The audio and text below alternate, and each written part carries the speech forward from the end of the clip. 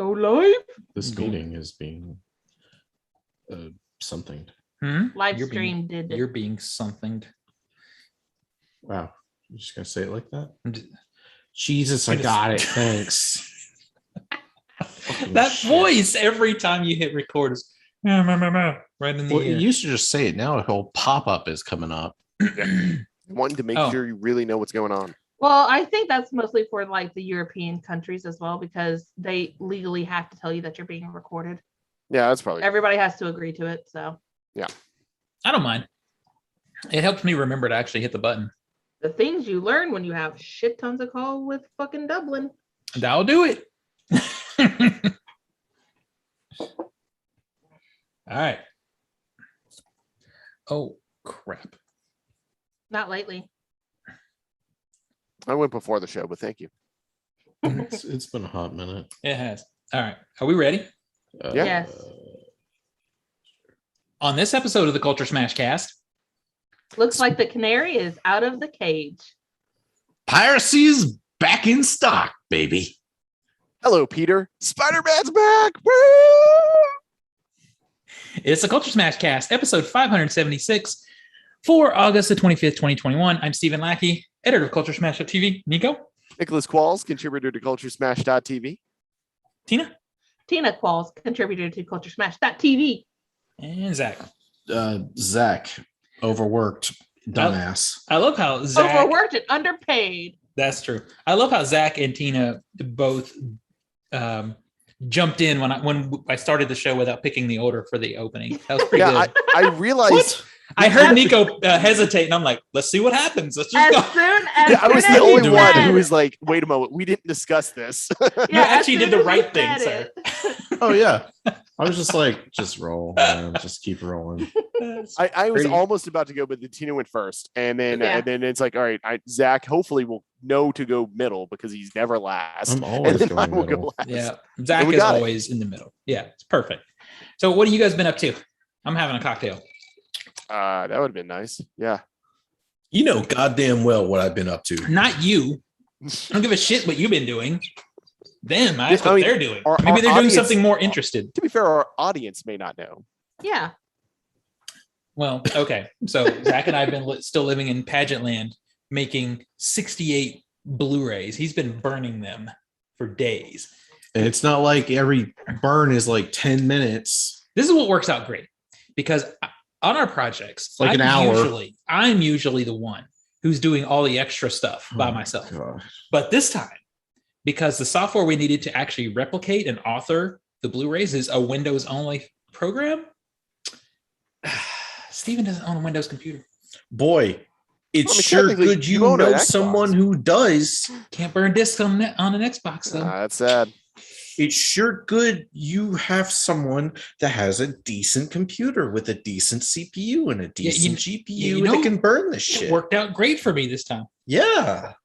So, Nico, what have you been doing? Yeah, exactly. I played we ran my Dungeons and Dragons game that Tina is also in on Saturday after a month off, which was sad that it took so long, but it was a lot of fun. So, it was. Yeah, there was that. I helped circumvent a battle that probably would have ended my character. Yeah, it went pretty well, and got a sweet loot, so that was nice. Anyone find the Cheetos? Cheetos? Tina did finish some Cheetos. There you go. It's important. Yeah. I was telling Zach in the pre-show, did you guys hear about the new Mountain Dew flavor that's coming out? Yeah, there's like a hot. Yeah, I saw that. Sounds fucking disgusting. Yeah, like flaming hot Cheetos and Mountain Dew. So we're gonna try it, right? We're totally gonna try it. Oh. Y'all 100% Y'all gonna have fucking fun with that. Oh no! You know what? Y'all will have the Mountain Dew hot Cheeto flavor drink, and I will bring my mint chocolate moon pies. Oh no! That's what I'll snack on. Oh no! You have to participate as part of it. Negatory. Damn it! I'm allergic to flaming hot anything. Okay, well, fine. That's why I married Nico. He's not flaming hot at all. I don't know what to say about that. Except what about skinny cool syrups? How you feel about that? How you feel about skinny I love syrups? skinny syrups. Oh, well, that's perfect because special thanks to Skinny Mixes, for supporting the Culture Smash Cast. Skinny Mixes are coffee and dessert syrups that are 0 sugar, 0 calorie, 0 to 2 carbs. Head over to skinnymixes.com and try some of their syrups, such as white chocolate, salted dark chocolate, salted caramel, and the variety of cocktail mixes they offer, including margarita and other fruit flavors. Use promo code CultureSmash for a 15% discount. They also have their pumpkin flavors out now. Yeah.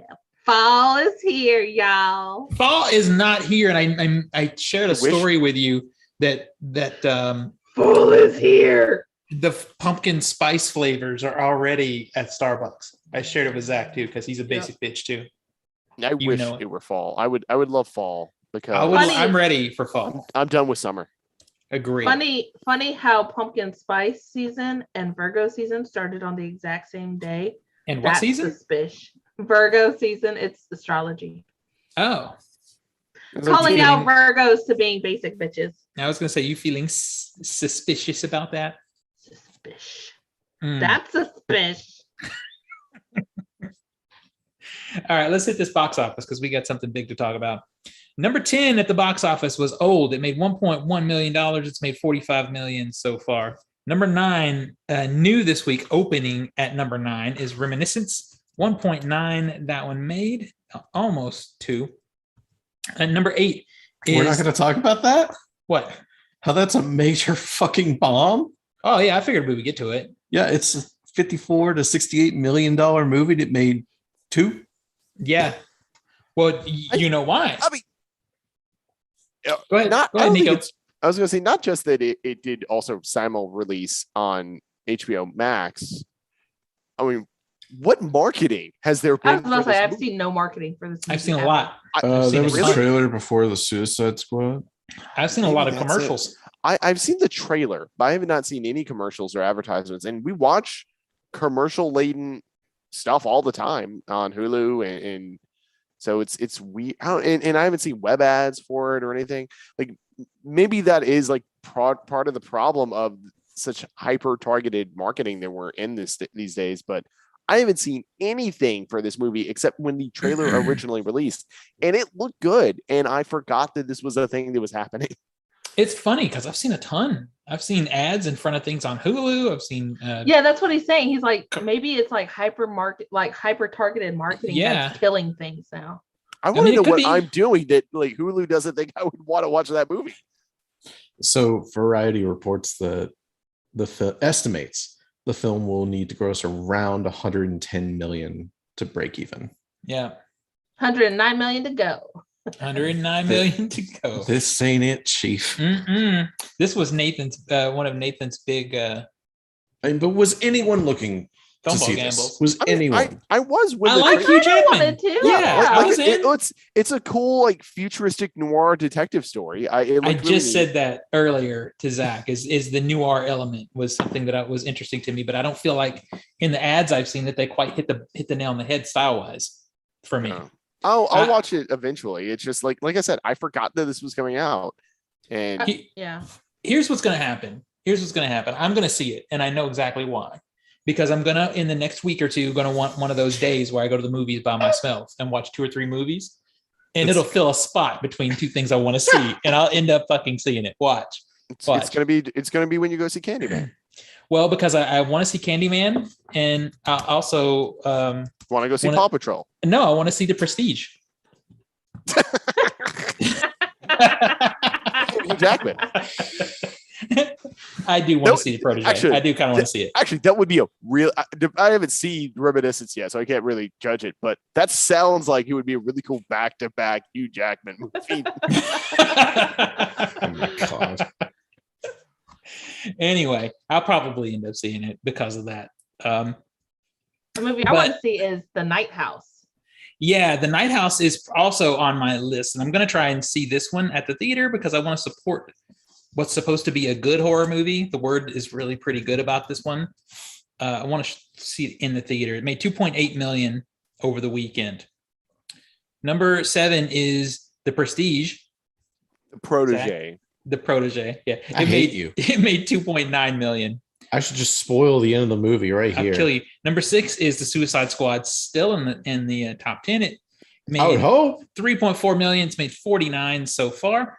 Number 5 is Respect. That's the Aretha Franklin biopic. Made 3.8 million. It's made 15 million so far. Number 4 is Don't Breathe 2. Oh God, that movie. I'm surprised it's holding. I am too. It's so bad.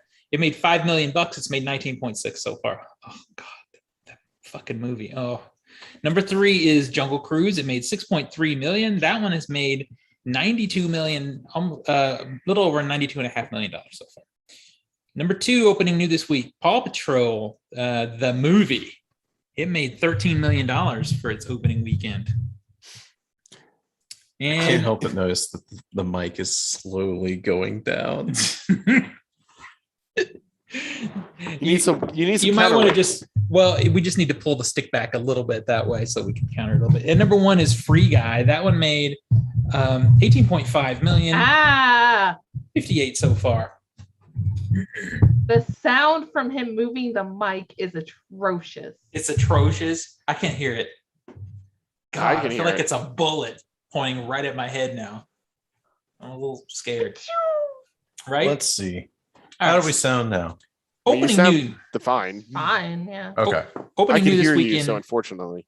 Well, yeah, there's that. Candyman is really the only thing. It's the only wide release this weekend, and it currently sits at 88% on Rotten Tomatoes, which to me, for a horror movie remake, is a pretty good score. Yeah. Score.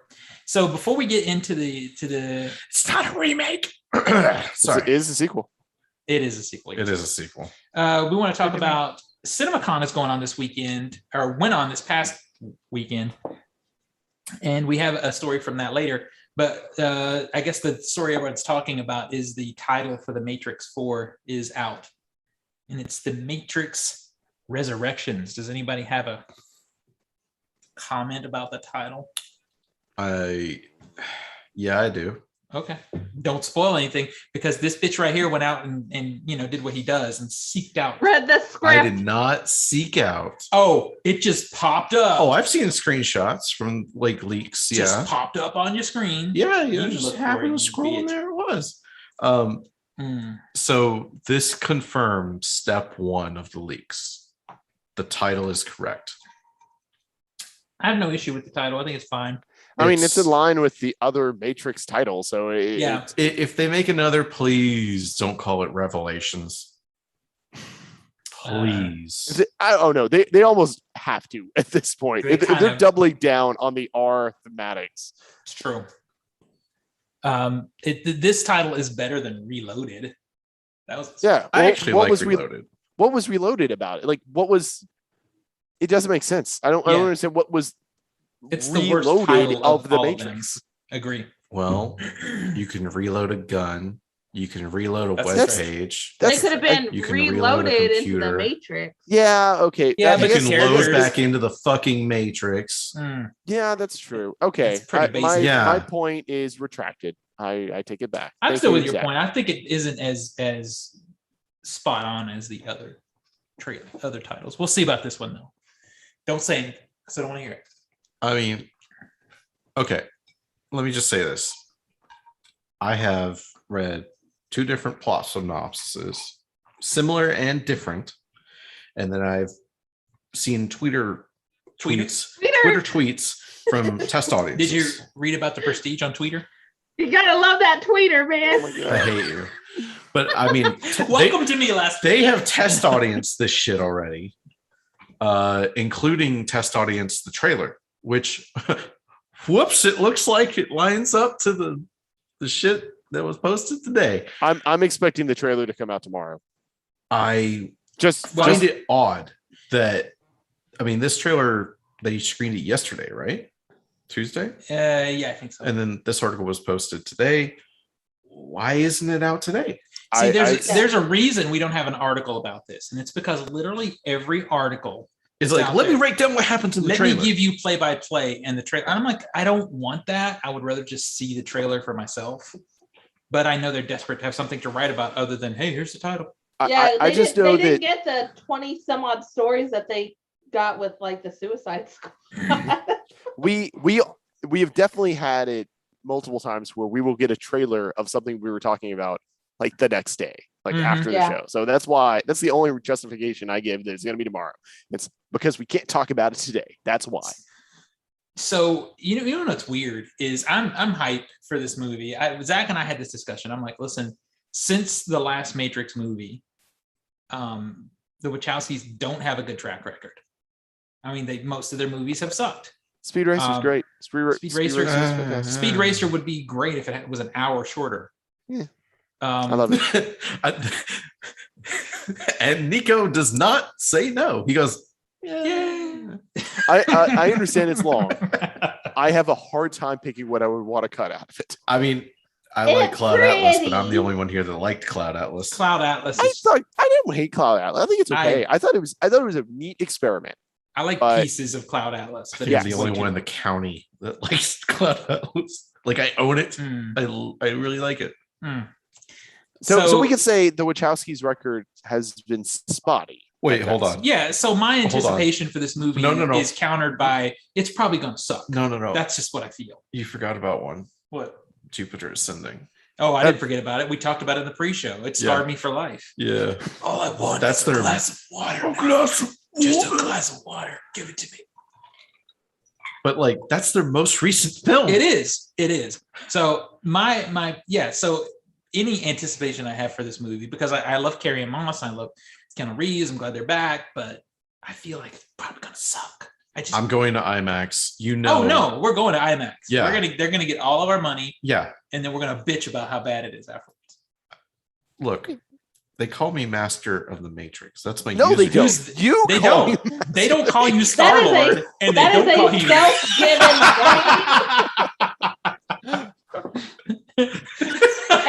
my username. But you want to know what's funny is from this movie, the one that I was most interested to hear about, and I did have to read. It wasn't a trailer that was released, but it was a clip, and I did just got the best of me. I did have to read the synopsis of the clip that they showed. Is this Samaritan? I'm so interested in this movie for some reason. It's either going to be really fun or it's going to just suck. What is this? The Samaritan is a Sylvester Stallone movie where he's basically a superhero gone into hiding. It's kind of Unbreakable 2. What Unbreakable 2 probably should have been. It was supposed to be in our summer film ball, but it got pushed. Yeah. And the clip that they showed is him as a garbage man. And that's what he apparently is doing in his hiding. And I don't know, just him as a super grizzled, beat up superhero, all gruff the way he is now, could be really cool. Zach, and the word, what are you doing? He's playing with my extra camera. He's playing with your camera stick. Yeah, he's always trying to touch my sticks, and it's like annoying as shit. I'm gonna means no, Zach. Yeah, I'm gonna Me Too him soon. Look, no means maybe. Okay. You never know. Anyway, you should look at, if you don't know the movie, you should look it up because I'm real interested in it. And it could really suck, but I feel like Sylvester Stallone is in a good spot right now. Well, I don't know because we were so hopeful for Rambo. That's the only thing. We're not going to talk about Rambo. That movie was awful, but last Rocky Balboa was good. The previous Rambo was really good. I think he just has. Previous Rambo was 15, 16 years ago. It was. Dude, it was. Some people paid money to go see that Rambo movie. Some people saw it in 40X. Yeah, for free, but some people paid to see it in 40X. Well, I mean, we used our Regal Unlimited. No. Yeah. I'm talking about in our screening. People paid for that. It was bad. I feel bad for those people. I feel bad for us. I feel bad for Stallone because it's like, at what point was there a point where you realized, oh, this is going to be garbage? So, or was it with the box office? I don't know. I feel like it's so easy to come out of something that you worked on. Being filmmakers, you could have such a tunnel vision about the work, and when you look at something, you see the experience that you had more than you actually see the film. And that's why I'm such a fan of test screenings. Even for our stuff, I'm like, people got to watch this because I had a good time making it, and I'm gonna have those good feelings every time I watch it. Yeah, you remember the experiences you had and the intent that you have out of the product. You fondly look back on the time Zach screamed out, "Oh fuck!" Oh yeah, I found. I watched that in the final product, and I still finally look back at that. Shit. Is that on your IMDb page? Yes, it is. Oh fucking shit, guy. Oh fucking shit, Scared guy. cameraman. Scared cameraman. oh fuck guy. Yeah. So outside of that, though, interestingly, the other day, Zach messaged me. He's like, "Oh shit, man, watch out because low res pirate copy of the SpiderMan trailer is out." And it's funny. I told him screenshots exist, and I don't know if the SpiderMan trailer actually coming out is tied to that. It's thinking about it. Or the timing of it was just. It feels like they were forced into putting it out. That's what it feels like. I love the trailer that leaked was incomplete CGI, and obviously we have complete CG work now. Yeah. I will say I love the memes that came from it, where it's like Scarlett Johansson going into Disney being like, "Well, if you want to play this game." That's awesome. So they did show it at CinemaCon, and now it is out, and we have witnessed it. I have witnessed it a number of times myself. I saw it 4 times the night it came out. I mean, I lost it for the rest of the night. I after before we went to bed, I took the dog out for a walk, listening to the audio of the trailer. So I know that Spider-Man is like your number 1, right? Yeah. So he's easily my look at that prepared. He's easily my number 2 or number 3. I mean, he's right. I was about to say he's in my top 5. He's in my lower quadrants. Well, but you don't read comics. Yeah, you're a Fairweather fanboy. We are. Who's Fairweather? You. What? That's your that's your super villain name. It is. Fairweather fanboy. So Nico, did you want to express your thoughts on this trailer? So yeah, I mean, I thought it was really fine.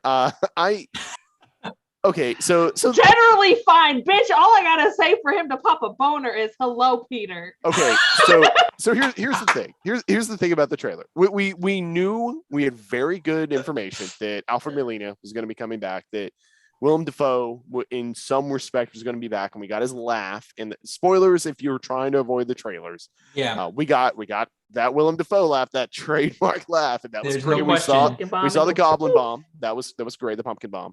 And then when Alfred Molina showed up, looking pretty good, honestly. Yeah. Because what the last movie we saw him in was a recent release. It was Promising Young Women. And I was like, he looks way better in this than he did in that. Mm-hmm. And I'm like, I wonder how much, if any of that, is CGI touch up, or did he just work at it?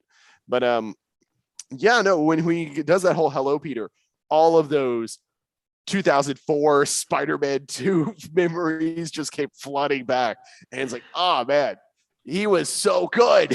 And I want that again. He's still one of the best superhero movie villains of all time. Oh, it was so good. But yeah, overall I thought it was okay. Here's the one weird bit I thought about the trailer. I thought about the concept of the movie after a little bit later in the night. Ultimately, Spider-Man and Doctor Strange are the bad guys, because they're the ones who screw up reality for selfish gains. And I really hate that, how it's set up. It's, he even gets warned. Doctor Strange gets, and you see it in the trailer, he gets warned, don't do it. And Doctor Strange is that guy in Endgame that was like, this is how it has to be. We don't fuck around with magic. We don't do, all this stuff. And in this, he's just willing to throw out a scary ass spell to give grant Peter his magic genie wish. 2 comments on that. I sent Nico a TikTok earlier today, which very aptly sums up my entire feelings on it. It's like Wanda and Loki and even Cap to an extent are all getting like the blame for fucking up like the timelines and shit. And it's like, who broke it? Did you break it? It's like Steven's like, I broke it. I broke it like 4 hours ago. I just want to make them panic. And 2, a lot of people are like, oh yeah, this is so out of character for Stephen Strange.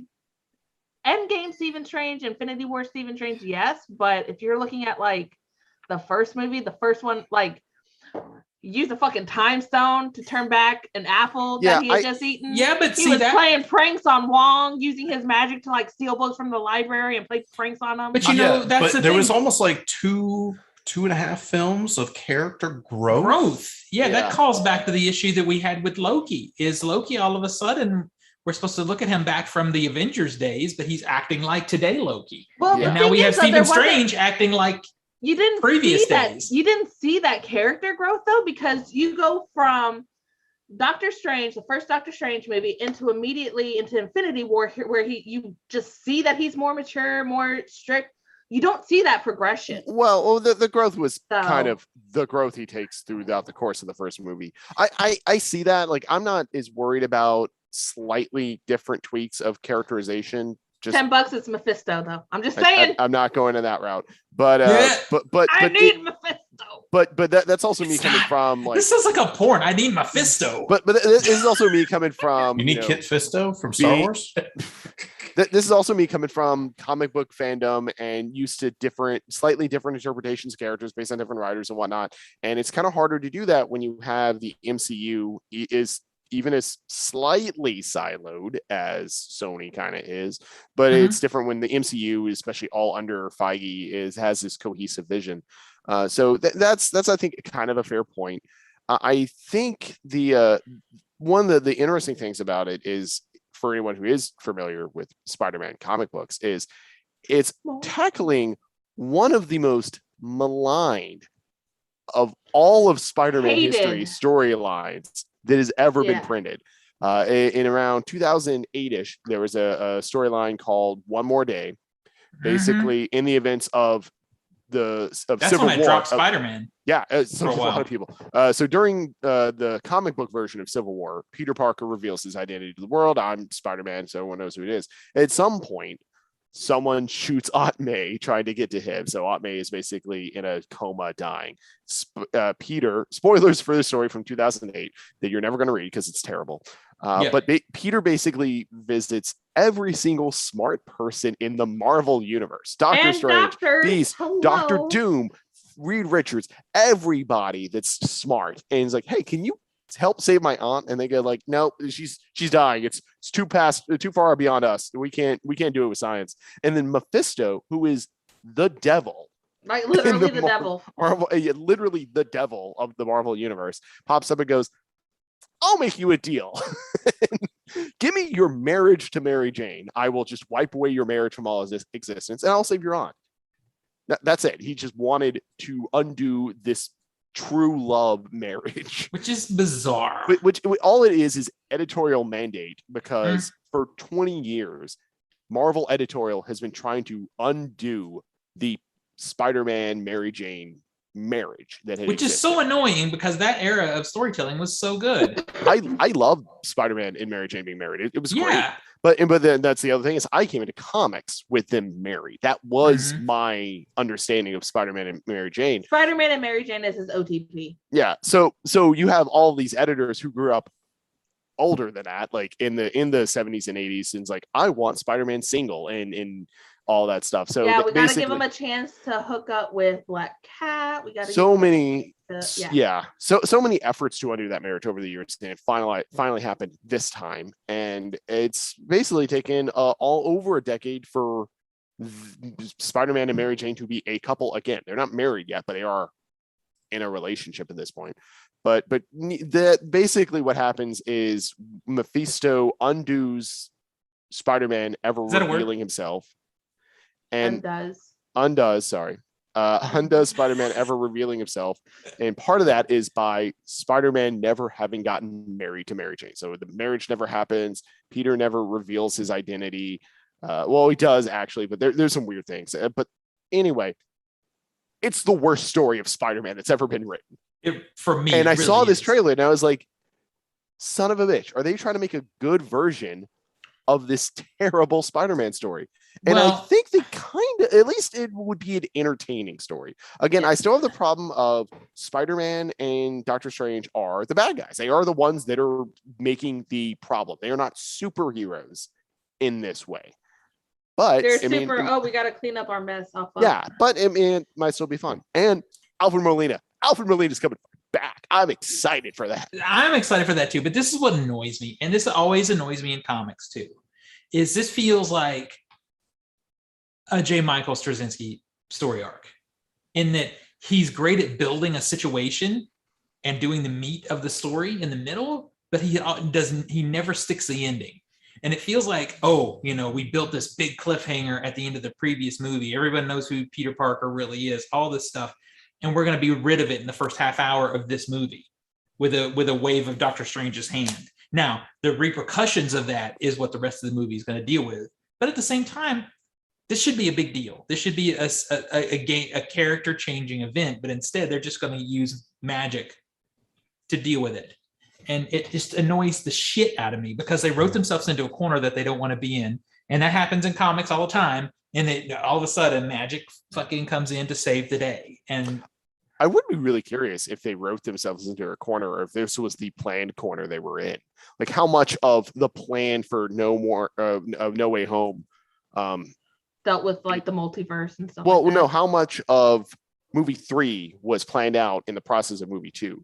Because I mean, these movies are pretty quick turnaround. This is the first set of Marvel films that are sequelized post Endgame. Yeah. So it is true. Really, yeah. It's reasonable, but the thing is by what I mean by writing themselves in the corner is more like what they would do in comics, and now that's just being replicated on the big screen. Just, to me, it's lazy. Yeah, I mean, this movie's coming out 2 years after the last one came out, which is normal on a non-COVID timetable. Yeah. How quickly would this have been turned around if we didn't have COVID? That's a good question.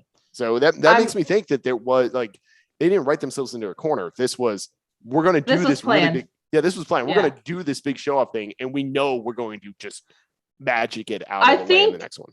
I think they had it at least planned out that this was going to kick off the multiverse like cinematically, because we've started doing that with the TV shows. I think this was the one that was supposed to, despite the title of Doctor Strange 2, I think this one was the one that was supposed to be kicking it off. I will say I love the theories that I have been seeing on TikTok, on Facebook, on everything, where it's like, oh, it's not actually Doctor Strange, it's Loki, or it's Mephisto, which is my preference. Yeah. Or Agatha is going to come in and have some kind of deal with it, or just all these. It's fun watching people just get so hyped over this movie. Oh, no, I agree with you. That's the fun part of fandom, when people are doing that kind of thing. I agree with you on that. My nephews, bless their heart, because they entered the world when the Toby era they're 13 years old. Yeah. They don't know anything about any of the Tobey Maguire movies, really. So you need to fix that. Well, if I had them more often, I would. But no, they were like, have you seen the trailer? Yeah. So apparently they had to recast Doc Ock. It's not the original Doc Ock. And I'm like, the fuck kind of trailer did you watch? Because that is indeed Doc Ock. Yeah. And they're like, oh, is it really? And I'm like, yes. So here's, other than the obvious, other than the Doc Ock scene, because that scene steals the trailer. He's probably gonna steal the movie too, to be honest. Oh yeah, it's gonna be his movie. He's probably is. Alfred Molina is going to be great in this movie. I really want. It doesn't matter if he's even in it 5 minutes. It doesn't matter. Willem Dafoe. We'll see how much Willem Dafoe is actually in there. Yeah, I really want Tobey Maguire and Andrew Garfield's cameos to just be like, here's a pizza delivery guy. Here's like a guy working at Starbucks. Yeah, so that was kind of the interesting thing. That's also part of the fandom theorizing, is that Tobey Maguire and Andrew Garfield will also be in here. This will have the cinematic Spider-Man teaming up to fight the Spider villains. You know, it'd be cool. Into the Spider-Verse, but this time live action. This time, all white boys. Brilliant, Johnson. Why not? I mean, that's what this movie's going to be. So the next movie is going to be. It's going to be like basically Who Framed Roger Rabbit style live action. They want to have their cake and eat it too. They want Into the Spider-Verse, and they want Sinister Six. Yeah, so the next movie is going to have both Into the Spider-Verse, all the animated Spider-Man, but also the live action Spider-Man. It's going to be like Who Framed Roger Rabbit. Now let's talk about that for just a second. Sinister Six, because they've been pushing for Sinister Six for a long time. That is true. And we see what's his name? Shit, I always even for years I call him Pig Vomit because he played Pig Vomit in the Howard Stern movie. Oh God. What? Huh? The character actor that he plays the rhino in this. He's in the Oh, Paul trailer. Giamatti? Paul Giamatti. Yeah. Yeah. If you look up the Howard Stern movie, the biopic, he played Pig Vomit in that movie. But if you can have him, and if you could have Willem Dafoe, and you could have Doc Ock, and people are even speculating that we get Jamie Foxx. Well, Jamie Jamie Foxx was early mentioned in going. Don't whisper things at me if you've read shit. Don't do it. So Jamie I'll Foxx kill was you. early said. No, I'm that telling he was you other Spider-Man villains. All right. You forgot about them? So we know that Jamie Foxx is supposed to be in this movie from early I reporting. was trying to get there. Yeah. It wasn't in the trailer, but we do see a lightning bolt.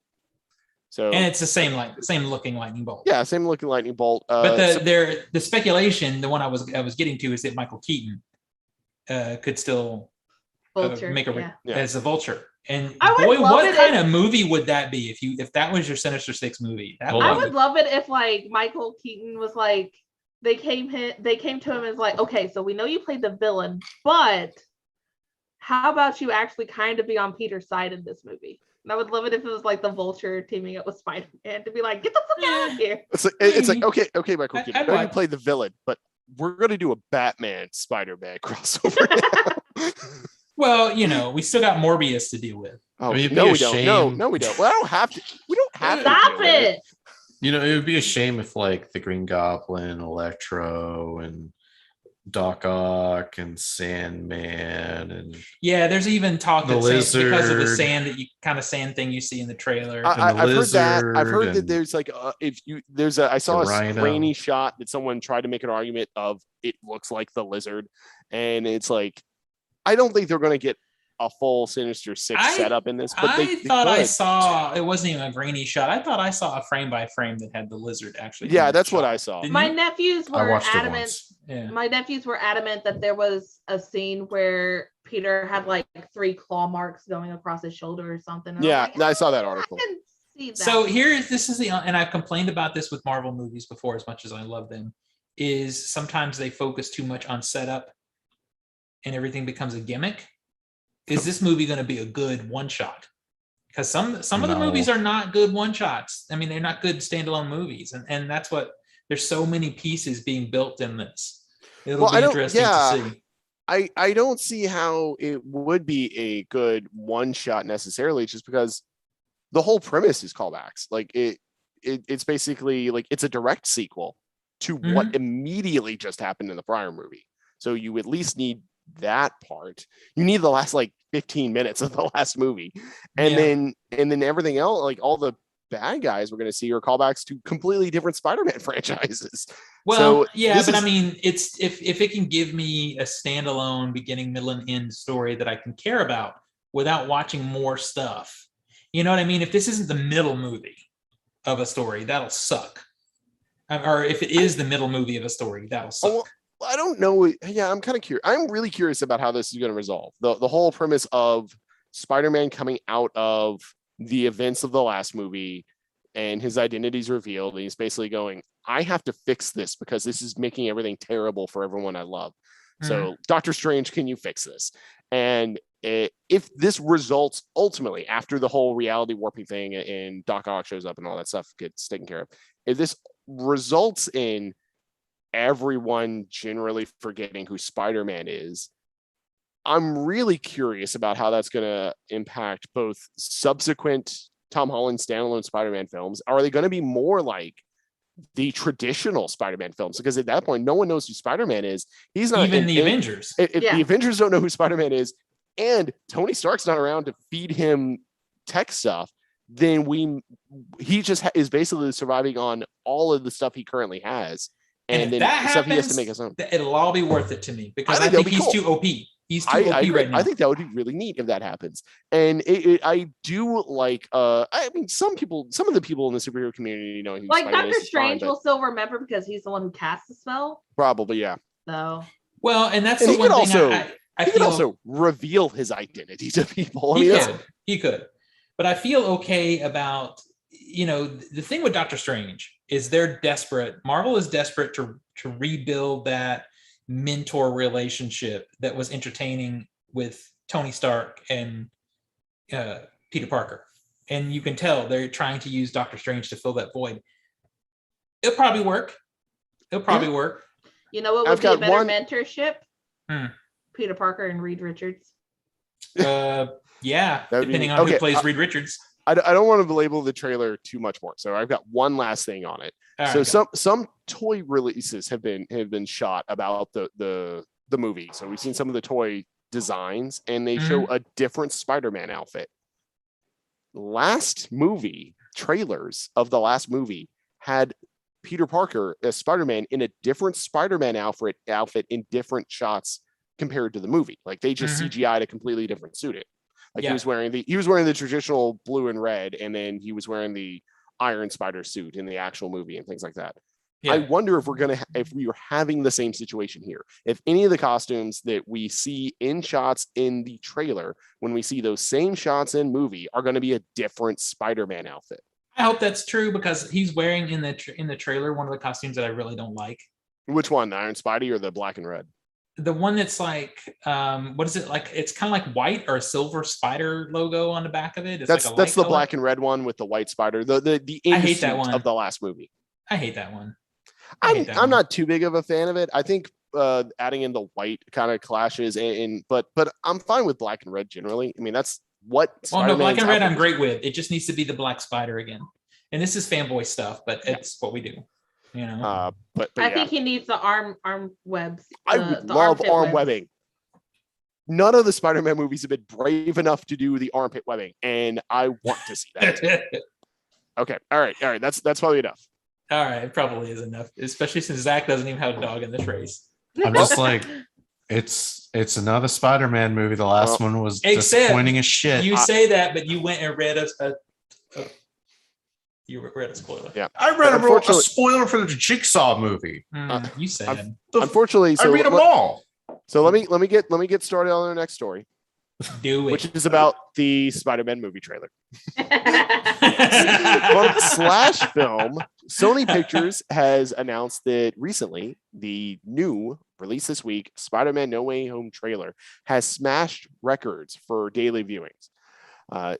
Avengers Endgame previously set a record for the number of trailer views in a 24-hour period at 289 million. No Way Home is at 355.5 million in its first 24 hours. That's twice as much as the previous Spider-Man movie. Jesus. Yeah, I think Nico's half of that. Right? Well, they got to be counting out the IP address here. Yeah.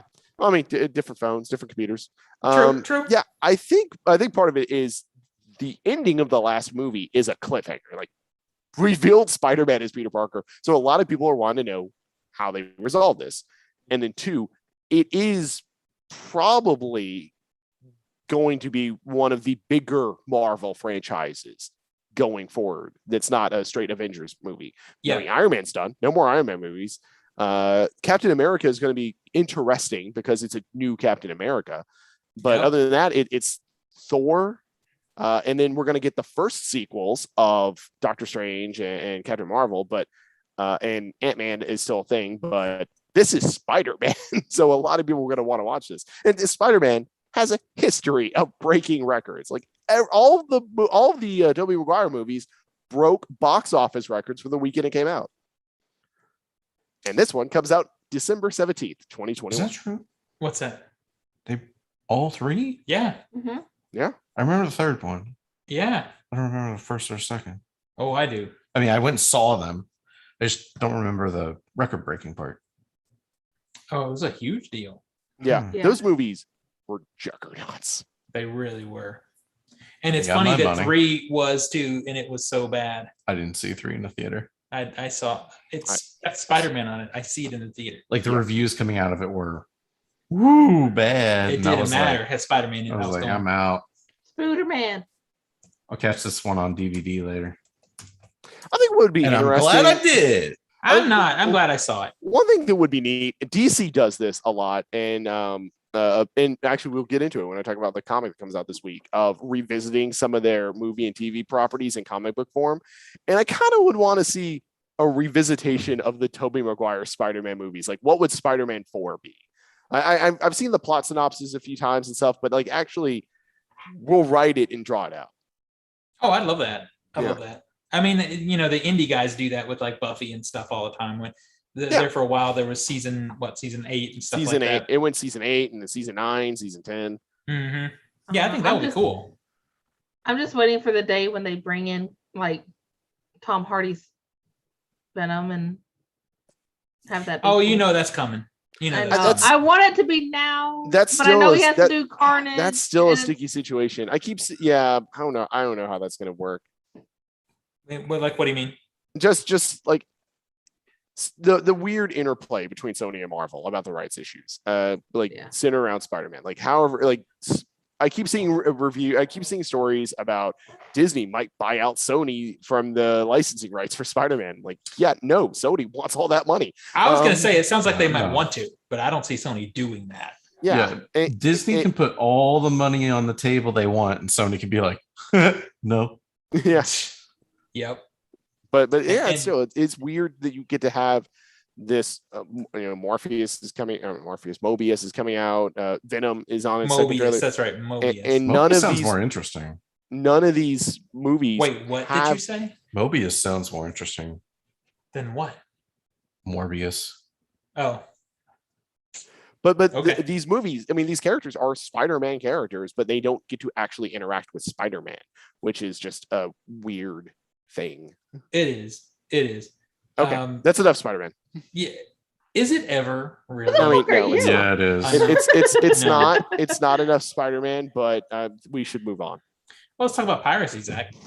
Well, the focus at CinemaCon has been getting studios to put films in theaters. Only the MPA CEO says his organization is also dealing with another side effect of COVID: piracy.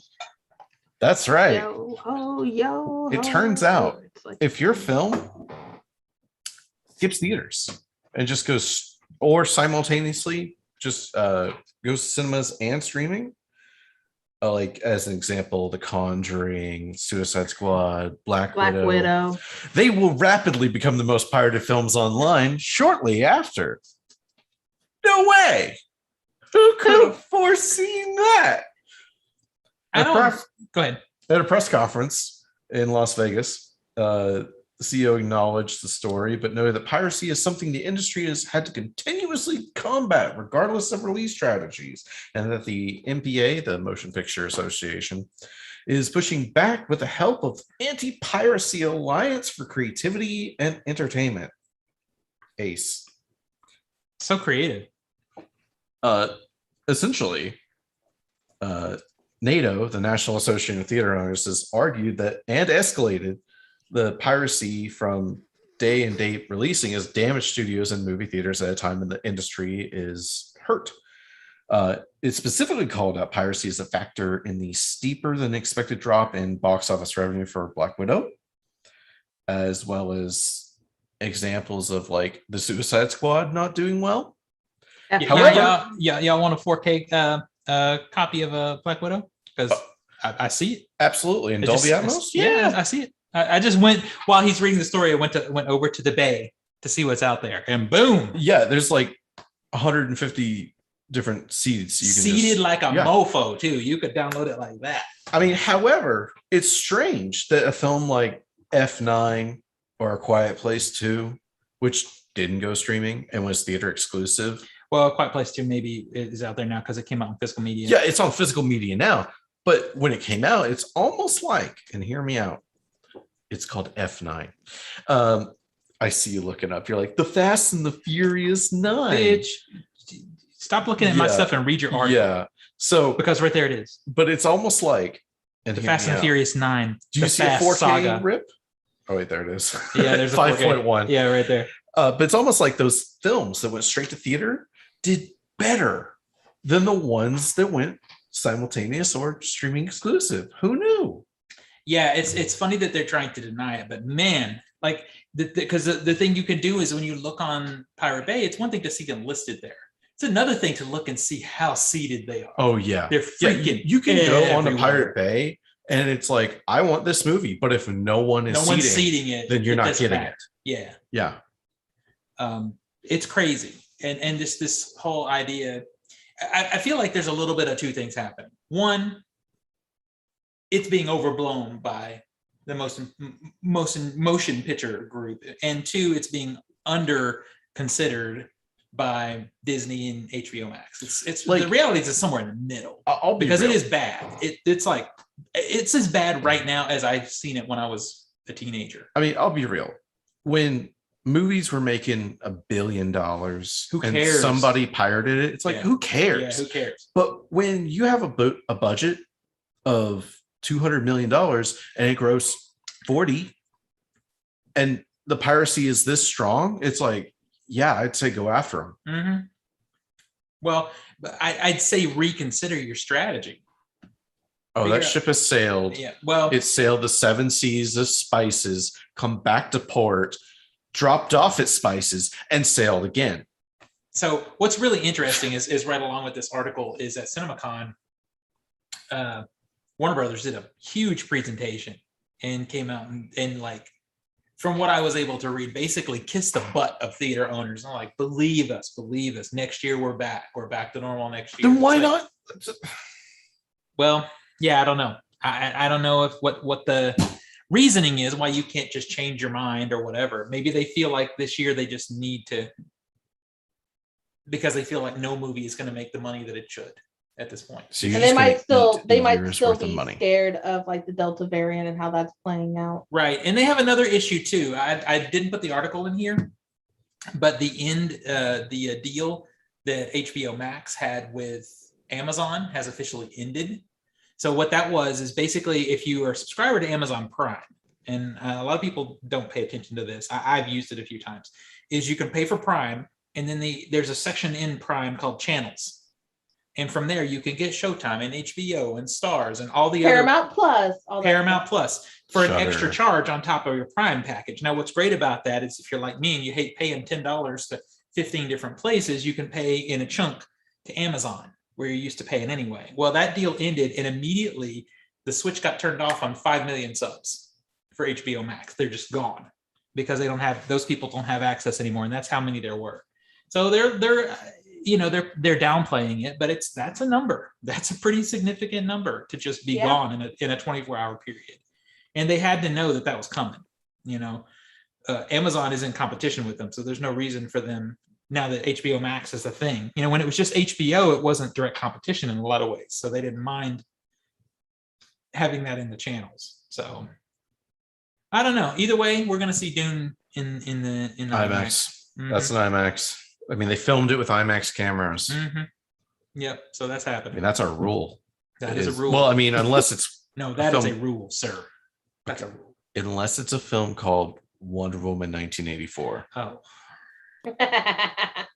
There's a different rule. Would you like this 5-minute Yes. scene of an IMAX footage? Like, That I like movie the has opening its own scene. rules. I like the opening scene with its utilization of those IMAX cameras. Don't throw those big words at me, sir.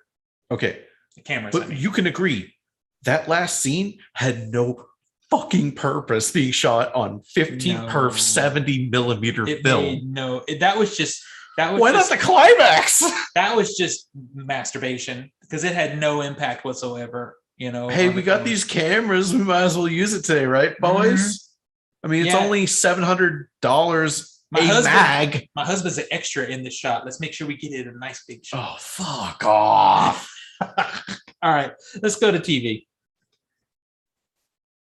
Nico. All right, I'm back. Yeah, Movie Web and Hollywood Reporter talked about how several new films are being slated to start filming in California, one of which is a long-discussed sequel to a famous Eddie Murphy buddy cop franchise. No, it's not 48 Hours.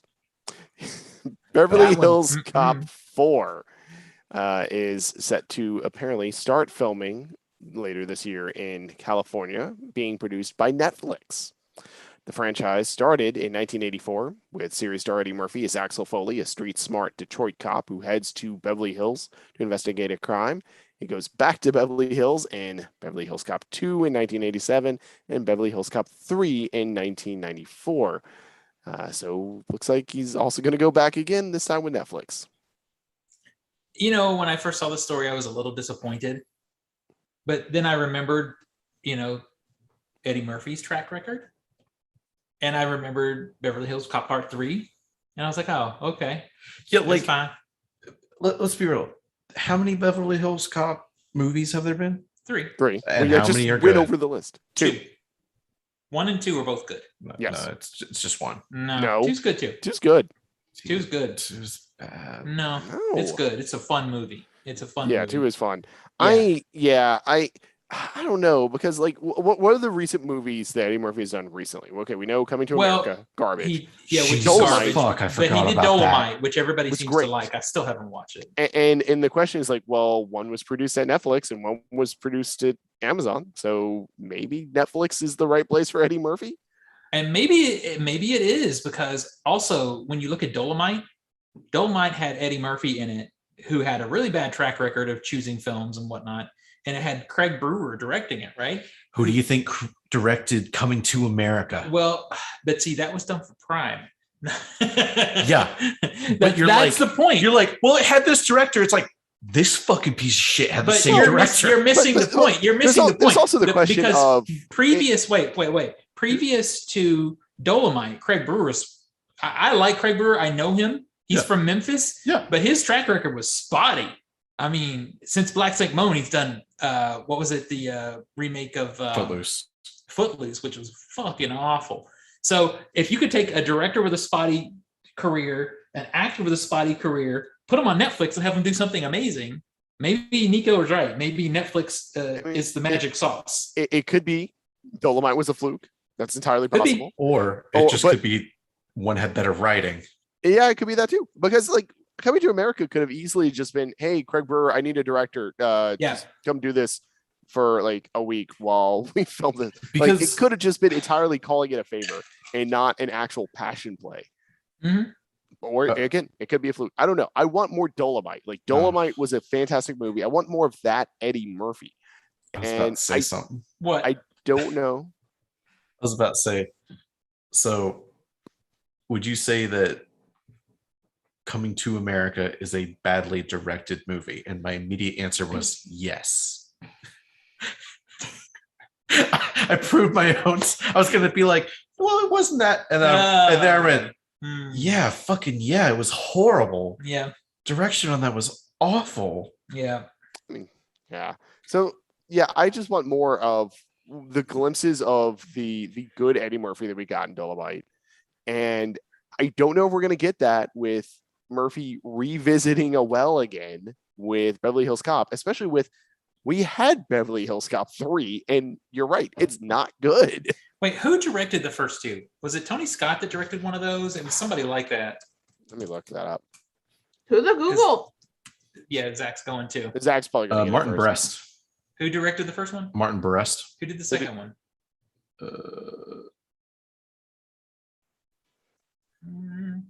Tony Scott. Yeah, that's what I thought. So I don't know about the first director, but Tony Scott. I mean, John Landis directed the third. Yeah, that's Holy okay. fuck. That's- Yeah, John Landis is, he's done one good movie. Okay. Also Or spotty two. record. Or two. Okay. Or two. Okay. I was like, American Werewolf London, Animal House. Okay, two. Yeah, two. Is there a third? Is there? That's the only two I could think of. He did do Coming to America. He did Coming he to did, First America? one? he did Oh, the okay. Murphy, Yeah, he did the Coming to Murphy movie America. of the 80s. He did Coming to Okay. America. All right, I didn't know that.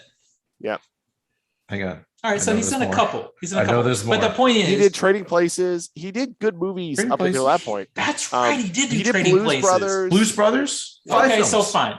Oh, so he had a decade. But then he Yeah, did. he did. Yeah. But then he also kind of got a guy killed. The Twilight Zone.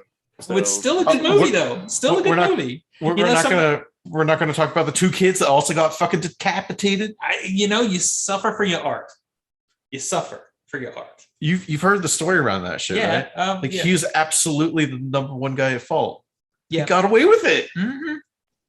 But anyway, that's a whole other sidetrack. But if we could get something as good as the first Beverly Hills Cop, it would be amazing.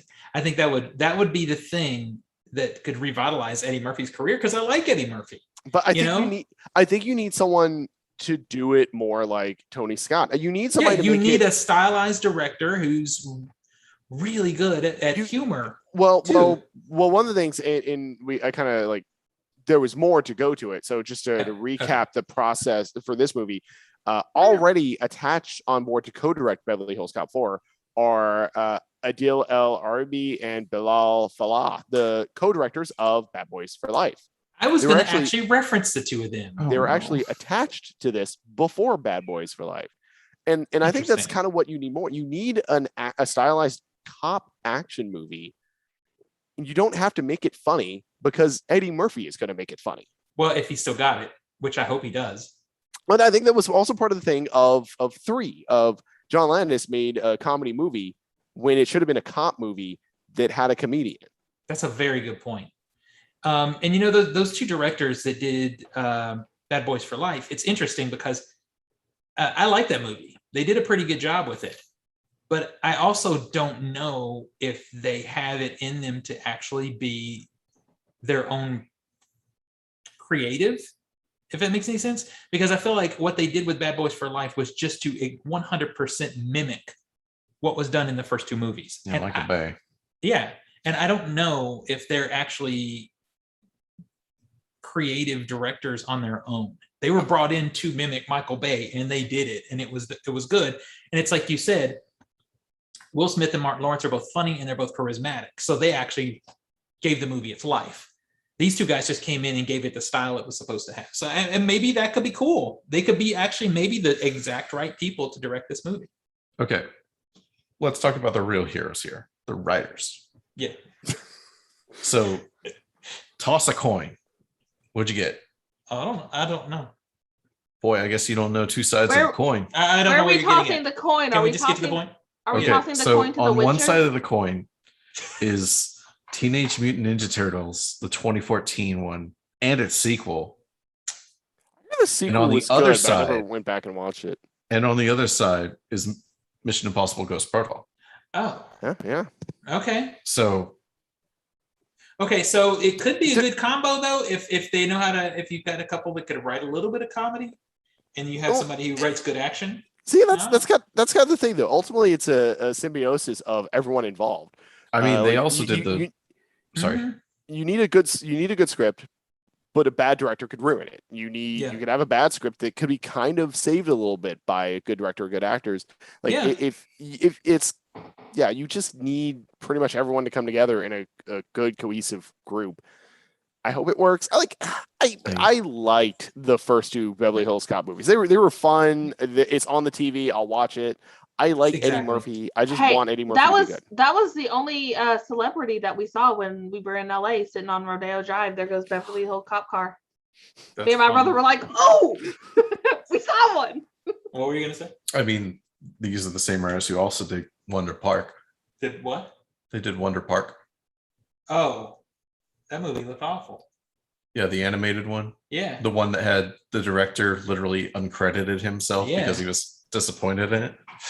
I don't know. We're going to see. Here's the thing. And sometimes, depending on who the leads are, you just need somebody to craft a skeleton script and you let those leads come in and be awesome. But that's a dangerous proposition because if they're not 100% awesome, it falls apart. That's how you get Ghostbusters 2016. Well, but I don't know what it is. It used to be better at that in the 80s. You take a movie like Stripes, for example. I just saw an ad for that movie coming to physical media. That's a movie that has a skeleton script, but it's awesome because of Bill Murray and Harold Ramis, and they're both really good in it.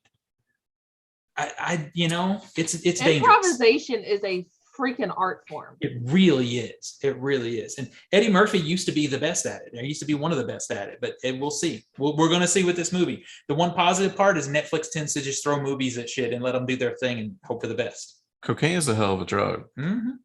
Did you want some? Oh shit, you got some? I mean, I don't want it now, but for like a rainy After the day. show. Do you want it after the show?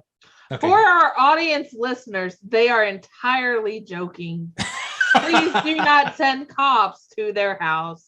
I mean, you can send cops to Steven's house. Yeah, you can send it to Steven's. That's fine. You're fine. Come on over. We're friendly with all the police officers. Unless in our it's a neighborhood. Beverly Hills cop. That's true. Nailed it. Well, Tina, since you're on a roll, you might as well. All right. So let's talk about some birds. Birds.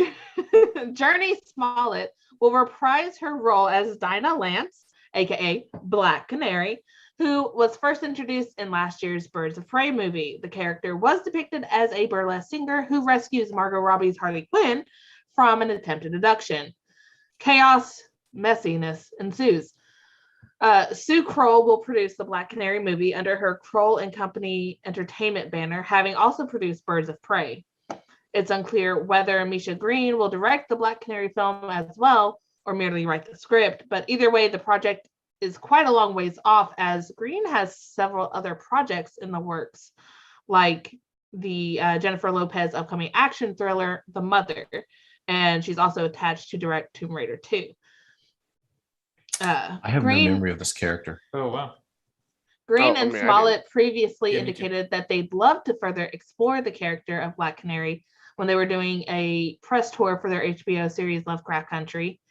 HBO Max is also currently developing several other DC superhero movies, including Batgirl and Blue Beetle, along with developing a Black Superman series with producer Michael B. Jordan.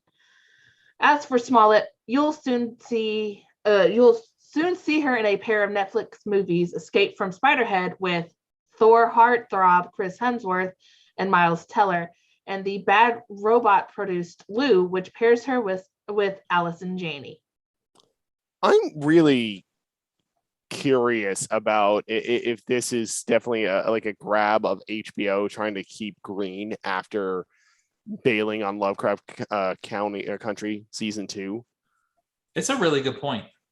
Yeah, I didn't even think of that. And some of it, because she was also they were both in it. Like, you had the showrunner, and then you had like the main female lead, and it's like, okay, we're not going to do your second season, but we'll give you this other show. Yeah, and admittedly, we just heard that it's going to be a long time down the line before they can get moving on it. So are they just trying to lock her under a contract? It's interesting. I like the Black Canary character from the comics, and I just feel like she's been underappreciated. She's been done dirty. Let's full on. She's been done dirty. Yeah, I was kind of lackluster about like everything in Birds of Prey movie. So nothing on the actress's part. I think she would be fine in it, given a chance to spread her wings. So, but even bully my husband now. We doing fun. You were wrong. He's burning hot. I went into that sentence and it was like, I don't know a way out of this. I just gotta go into Just own it. Go full dad joke. She was also kind of messed over in the Arrowverse too, in the TV show. I mean, they brought her character in there. Until like the third iteration, because they had 3 versions of the same, 4 versions of the same character. Yeah, until like the third or fourth version, like the ones that actually used her meta human abilities instead of a fucking necklace that modified it. Yeah. I didn't like Black Canary. That was bullshit. There were 4 Black Canaries in the Arrowverse show. It's ridiculous. Oh, I would. My only hope for this is she finally gets done well, because she's a cool character. She's kind of like, I feel about her the kind of way I feel about the Wasp in the Avengers. Is I always liked her in the Avengers. I never followed her stuff outside of it, but I always liked her as one of the characters on the team.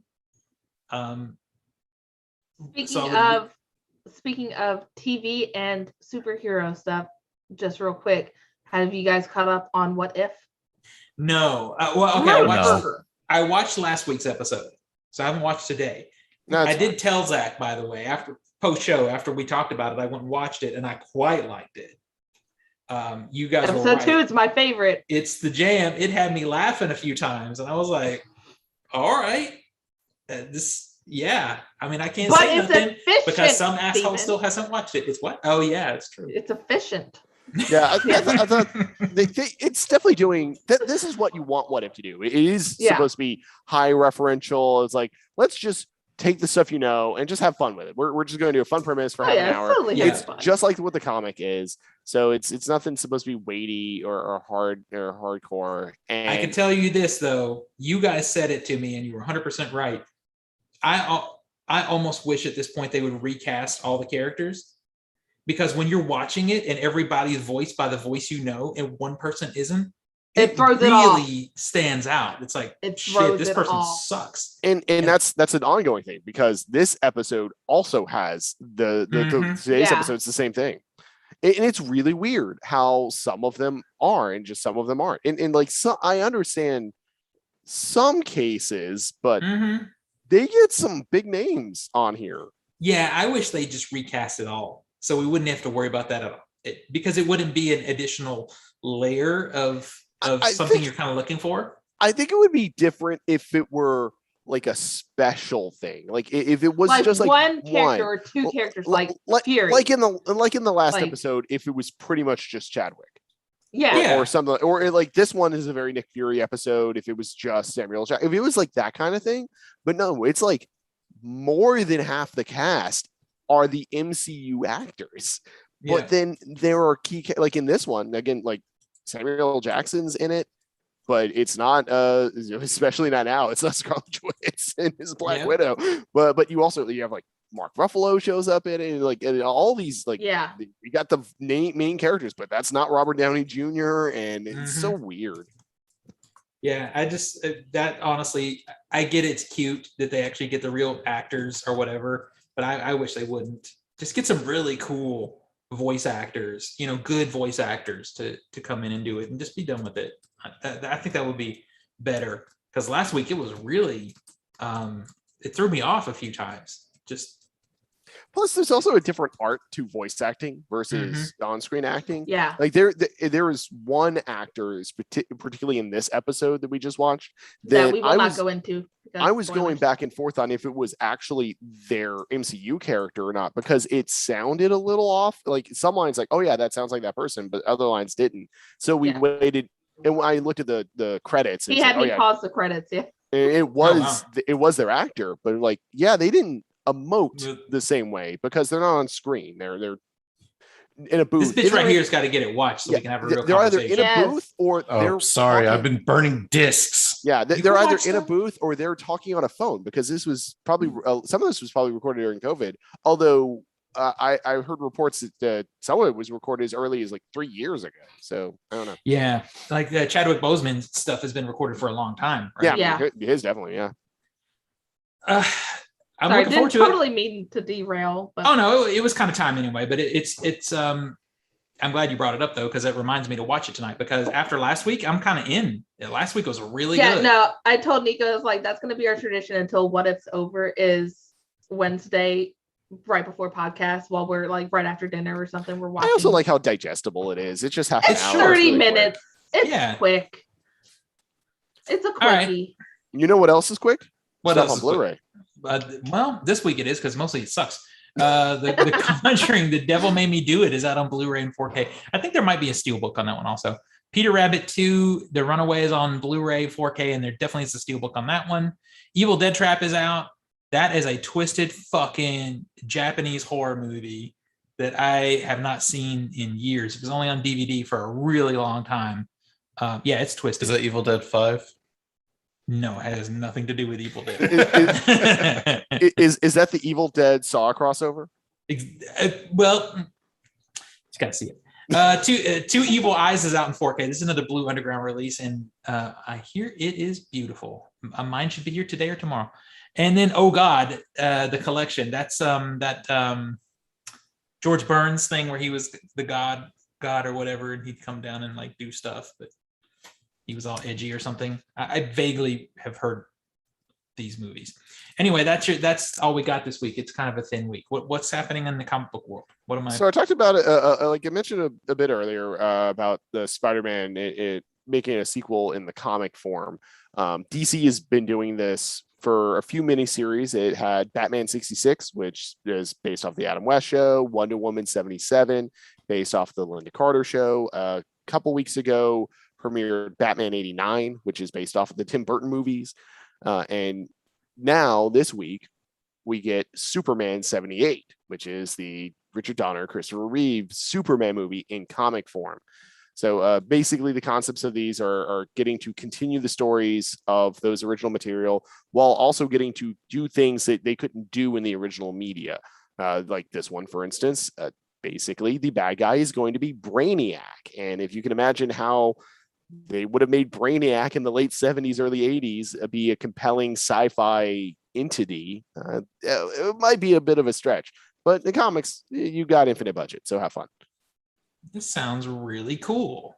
Yeah, I really want to check out the Batman 89 one just because, I mean, I love that Batman so much. And it is tackling the stuff like, for instance, in those Tim Burton movies, Batman 89 is better than Dark Knight Rises. Definitely. Yeah. Harvey Dent in those movies was played by Billy D. Williams. Mm-hmm. And it had Burton continued. Billy D. Williams was supposed to become Two-Face. Unfortunately, that did not happen, but it is in this comic. That is one of the things that's going to happen. And another thing that's going to be kind of interesting, Marlon Wayans was actually contracted to be Robin eventually. What? And yeah, Marlon Wayans was supposed to be Robin, and they are actually Marlon Wayans, the boy wonder. Yeah, and they're going to introduce a Robin in this that's kind of stylized in his likeness. And in this one, it's the Superman one. It's similar stuff. It's bringing in Brainiac. It's still the Christopher Reeves character. I'm excited. I love the Christopher Reeve Superman. It is still my favorite incarnation of Superman so far. I agree. What did you just freak out about, sir? Yo, Evil Dead Trap. I need to check told this you. out. Oh, you're looking at it. I told you. No, you're gonna check it out because I have a copy coming. I ordered a copy. Oh, fuck because yeah. because I love that shit. It's twisted as fuck. Dude, apparently it's like filmed with all porn stars. Yeah. Or, because they do like all kinds of shit. Yes. Steven, you should put that in our 12 Hours of Terror homebrew. That is a oh boy. Is that 3 a.m.? Is that this year's Martyrs? There's certain things about that movie you have to be mentally prepared for there, Tina. I'm just going to tell you. It's a couple situations. Is there a golden retriever in it? No. Okay, then I'm good. Oh, okay. I'm telling you, this movie came out. The first time I had it was a company called Elite Disc on DVD, and it came out in those early 2000s, fucking twisted. Yeah, it Japanese says it movies. was a DVD on June 23rd, 2000. Yeah. Oh wait, no, November 7th, 2000. The film was released on DVD in the United States via Synapse. Yeah, well, Synapse is Elite Disc. Yeah, and that's it. That's it. Yeah, it's been gone forever. It's been gone for 21 years. Yeah.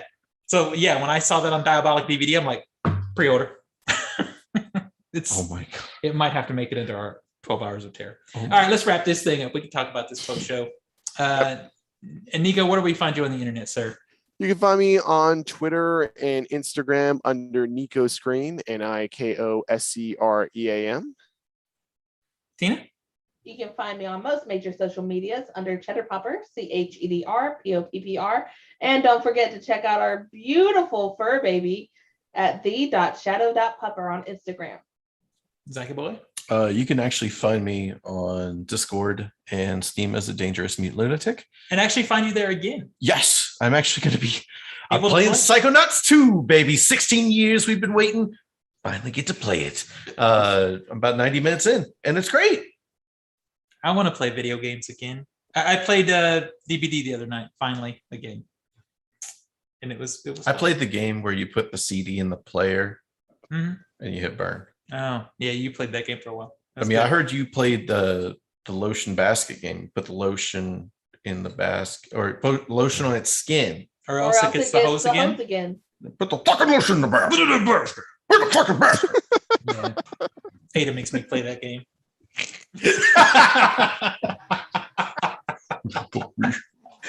Put the lotion in the basket. I'd fuck me. All right. So There we go. So find me on